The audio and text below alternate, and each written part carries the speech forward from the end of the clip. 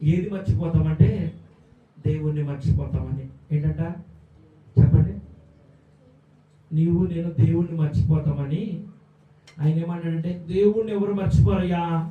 అవును, మర్చిపోరు. దేవుణ్ణి ఎవ్వరూ మర్చిపోరు, కానీ దేవుని శరీరముని ముందుకు తీసుకురాబట్టడానికి ఏ విధంగా నలగ కొట్టబడిందో, ఏ విధంగా సిద్ధం చేయబడిందో ఆ విధానాన్ని మర్చిపోతారు, ఆ వేదనను మర్చిపోతారు. ఎలాగంటే ఎంత సులువుగా మనము దేవుని యొక్క ఆ శరీరం పట్ల ఆసక్తి లేని వారిగా, మర్చిపోయే వారిగా ఉంటామంటే, ఉదాహరణగా నేను ఒక మాట చెప్తాను.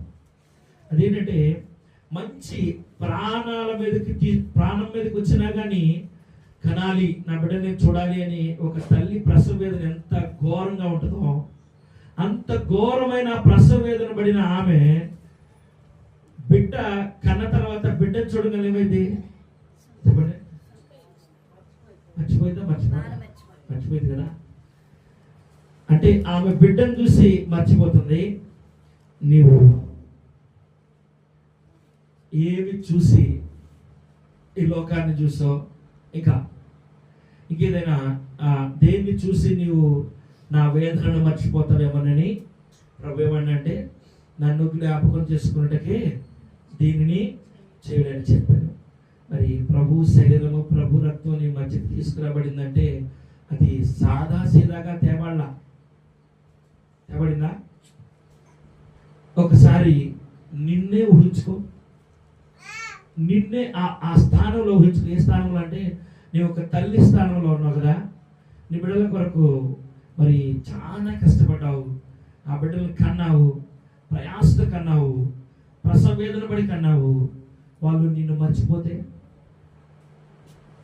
కదా? మీకు అర్థమవుతుందా?